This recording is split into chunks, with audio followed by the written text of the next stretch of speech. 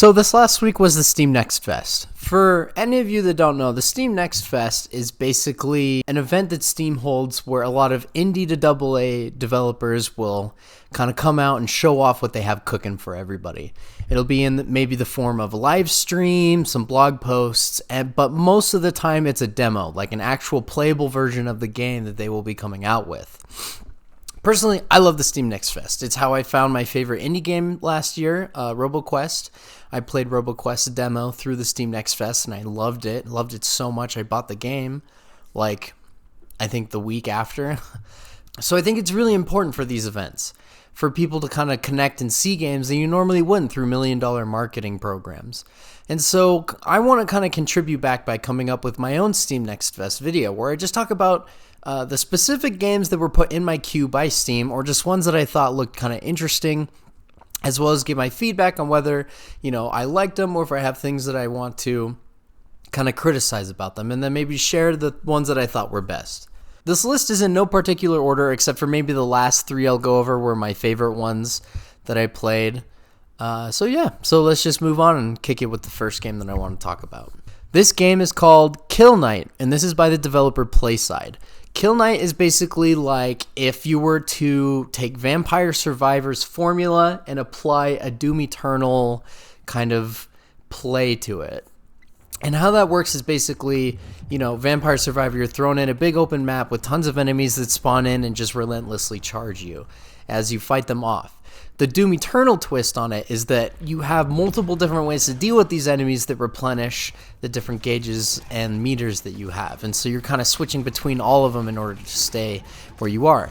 For example, you have like a shotgun that when you kill enemies with it, you get health back. You have a sword that as you get kills with the sword, you charge up like a super sword attack. You have pistols that if you reload correctly, you can use to collect ammo for your shotgun, or you can collect experience to level up and have your sword deal more damage. It's kind of just this never-ending cycle of violence, and honestly, I think it's very tightly knit and well designed. It's diverse in the sense that you're constantly trying to work towards filling something up or dealing with a problem. And it's also simple in the same way that all it is it's just you and a bunch of enemies on the screen at once. It was a really, really fun time. I enjoyed Kill Knight. I think it would be a great game for the Steam Deck, so give this one a wish list and keep an eye out. There is no official release date yet, but they did list it to be sometime in 2024.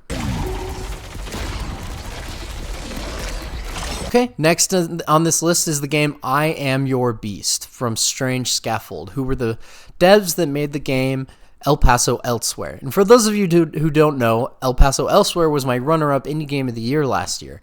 I loved that game. I loved that it was like a Max Payne kind of style clone with its own distinct visual style and very creative writing, being exactly one vision from a singular person. This game kind of follows in that footsteps, being the next game after that. Instead of being a third-person action shooter, this is a first-person kind of Hotline Miami clone, where you start with nothing but your bare hands, and you move from enemy to enemy using various improvisational weapons to kill them, such as knives you find on the ground, the gun off of the body you just took out, things like that. It's very fast-paced and very, very hard. But that's what makes it so fun, and on top of that, it has an incredible soundtrack, great visuals, and the story and writing are very, very different and creative. I enjoyed it a lot. Please keep an eye out for this one. The release date for this is August 15th, 2024.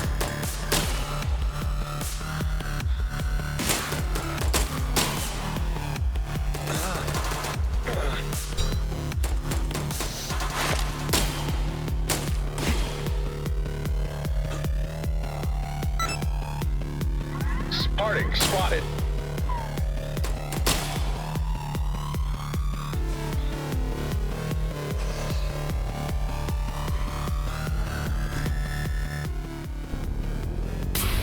Okay, so the next one is a game that I wasn't super keen on. It's called The Warden's Will by Elysium Studios. The best way I would describe this game is basically we have Risk of Rain at home. It copies a lot from Risk of Rain, like a lot of stuff from Risk of Rain. through visual style, kind of whole format. In fact, it does it to the point that I don't understand why you would want to play this over Risk of Rain that kind of does everything virtually better. I mean, the action, the animations, the sound design, the visuals, the soundtrack.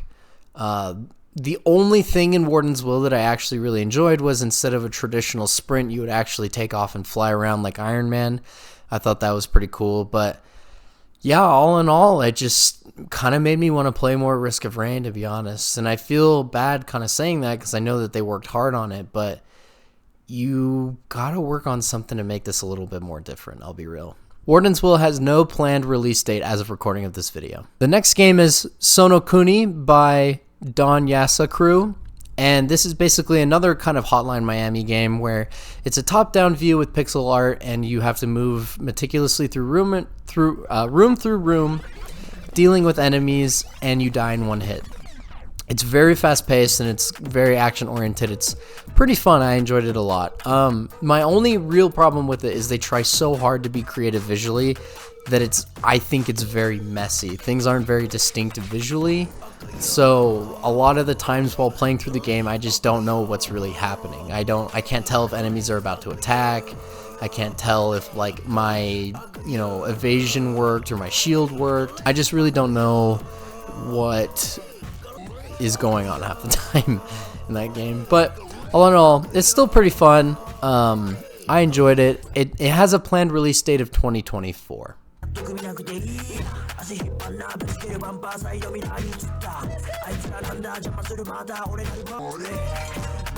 Okay, and next is Bow, The Path of the Teal Lotus by Quickshock Studios.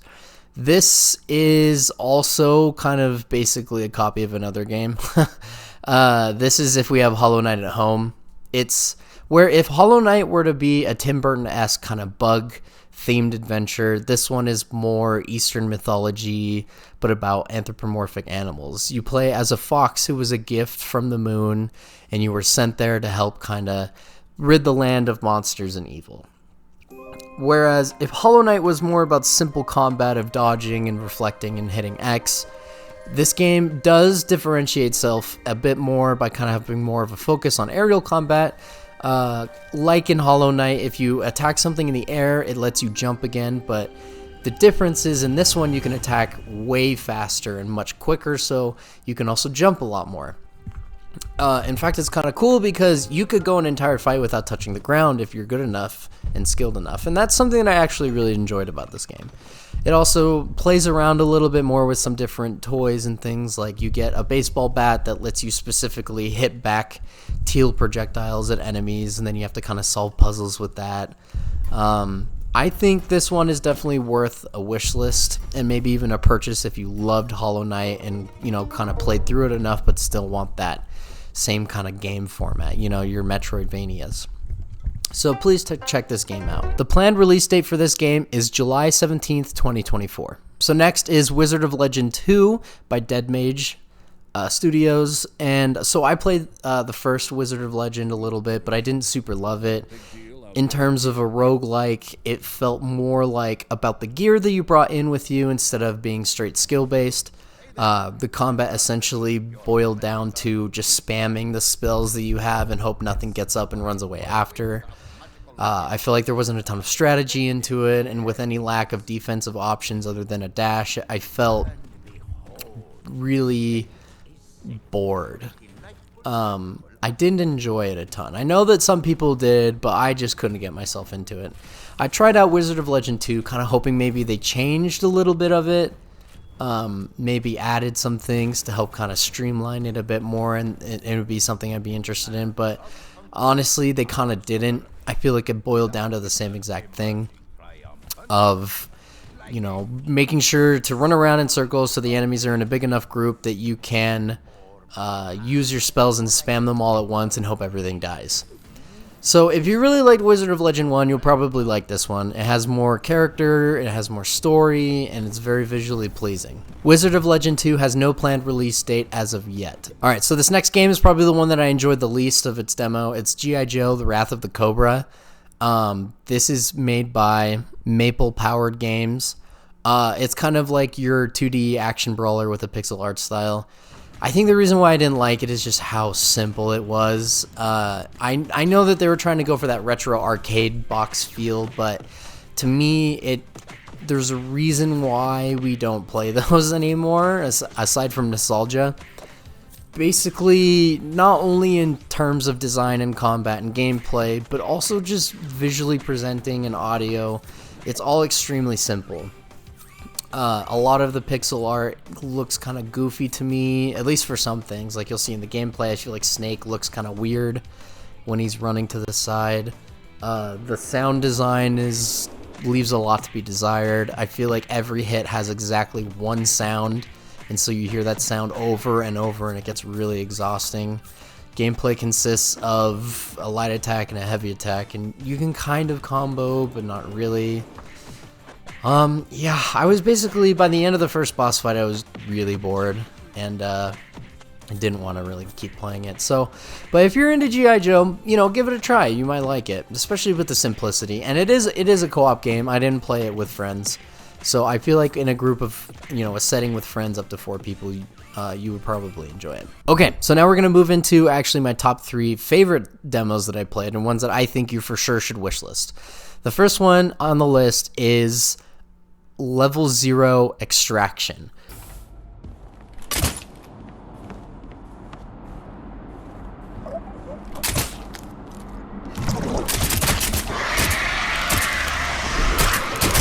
And this is an extraction shooter, much like Hunt Showdown, Escape from Tarkov, and things like that. The main difference with this one is I think its setting is really unique. Basically, the whole premise is that this research facility that had an alien housed inside of it broke out and killed everybody in the facility and destroyed most of it, and it started reproducing. But instead of nuking the facility, all these mega corporations found out that if they can actually just send in mercenaries to come back with any of the data and any items in there, then it would be worth, making them tons and tons of money. So the game setup is basically you and a group of mercenaries, or solo if you want, break into this facility that's basically falling apart in Antarctica, and you're running around fighting aliens, collecting stuff, and trying to get out. You can also encounter other groups of mercenaries and get in gunfights with them. What's really fun about this, I think, is it's basically the setting from The Thing. And they really nailed the atmosphere in this game. The lighting is really well done. You have to have a flashlight. I brought in 2 of them because it was just too scary to wander around in the dark.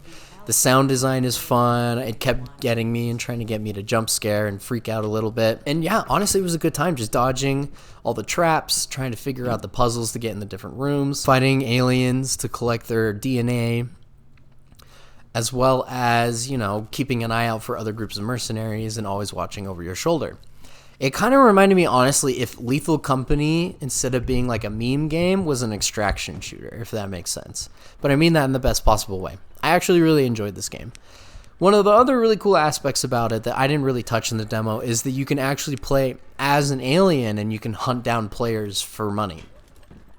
And so then there's this whole cat and mouse mechanic too, because in the game, if your character sprints too long and you don't stop to rest, your heart rate will get too high, and then that alien, the apex predator, will be able to see you from across the map and through walls. So you want to stay slow and meticulous in the game. And it's honestly something I thought was really fun and well done. I enjoyed it. So yeah, give this game a wish list. Check it out in the future. They have a roadmap up if you want to check out, things that they're going to work on in the future. And at the current time of recording, it has a set release date of 2024.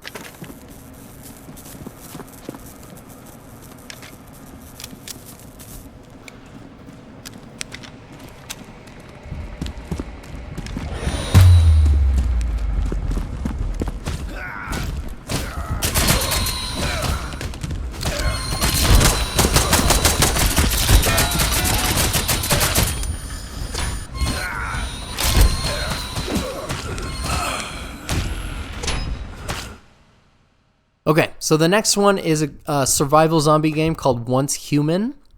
This is from Starry Studios, being published by NetEase. Take with that what you will. This game, it's a zombie survival game. It kind of reminds me of The Division a little bit in terms of gameplay. You have primary, secondary slot. You also have a melee weapon, and you go around and you collect materials and build your base and level up and enforce your gear and your stats. It has kind of like an arc leveling up system where as you level, you spend skill points to get building materials, blueprints for crafting and things like that. What makes this stand out for me though is it's not your typical zombie survival game, but it has an extremely unique theme to it by being like an SCP paranormal control type thing. So you do have your bog standard zombies that you fight, but then in the middle of that, they'll also mix in a bunch of really creative enemy designs that also bring in unique gameplay.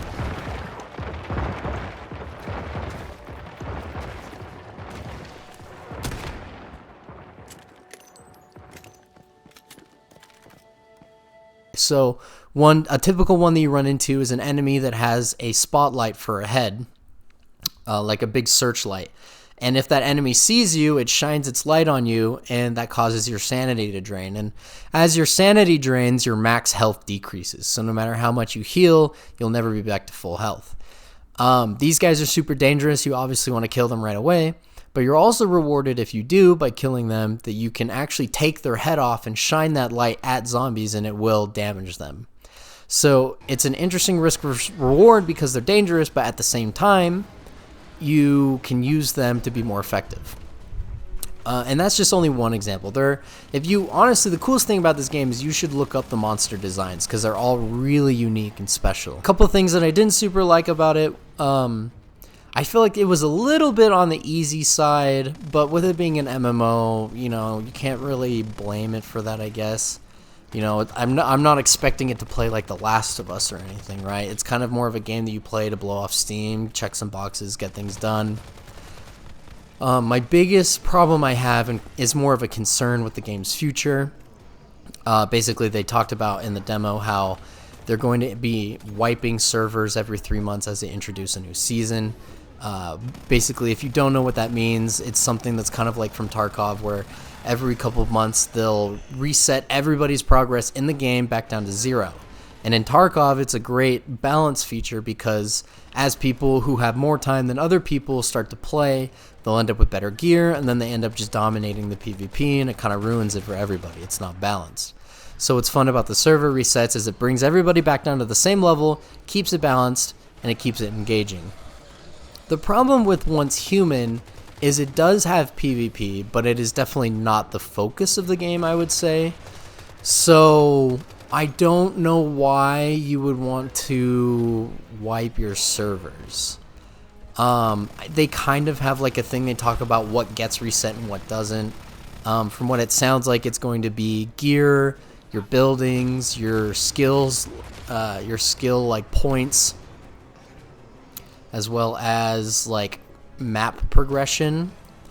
They also said that you will get a little island to yourself that you can build whatever you want on, and you can take things to that in between seasons, and that stays forever. But I just feel like it's a bad call to do this because I can see people who maybe don't want to grind out a whole season or story's worth, of the game in 3 months. I feel like wiping their progress and starting them all the way back at 0 would just get them to drop the game and give up. I mean, I know for me it probably will. So I'll probably play this when it comes out. I think I'll enjoy it, but I really don't know if I'll play past the first wipe. I don't want to play games just to start over, especially if it's, I think there's no real good reason. So yeah, keep an eye on Once Human. I think you should at least try it out because it's pretty fun. It comes out July 9th, 2024. The last game that I'll be talking about today is called Flintlock: The Siege of Dawn. It is developed by 844 Games and will release July 18th, 2024. This was the studio that made the video game Ashen. I don't know if you remember that game at all, but it was kind of like a Souls-like game, but it had a really unique art style and kind of a personality to it.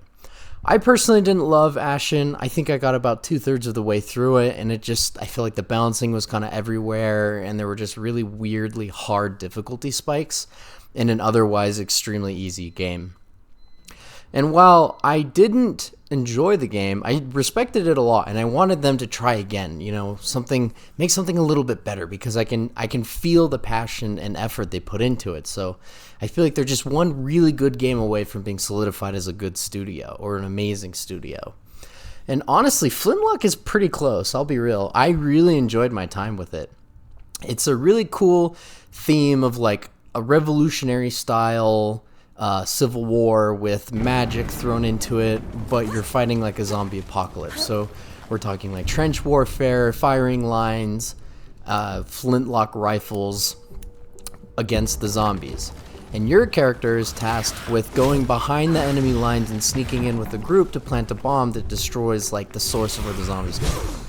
And after things go wrong, then you're stuck in basically exploring this open world map, collecting an army to stop this invasion once and for all.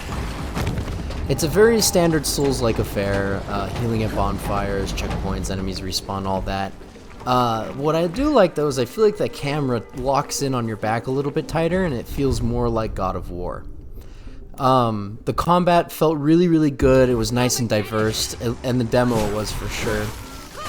I felt like there was a decent amount of options to deal with enemies that were thrown in front of me, and challenge was constant. My favorite thing about it, hands down, was it had this really interesting system where your XP that you would gain from killing enemies would actually multiply on how much damage or how many hits you get in without being hit. You can cash in at any time for the multiplayer to affect your experience to kind of boost it to be higher. However, if you do get hit, then it removes the multiplier and you just get the amount of XP that's flat. It was this really, really fun risk versus reward system that I found myself constantly trying to build up to see how fast I could level up and get the skill points. Flintlock is really, really fun. I actually highly recommend you try out the demo during Steam Next Fest and keep an eye on this game, honestly. I think it'll probably get really good reviews unless something, comes up and ruins it. I for sure will be keeping an eye on this game.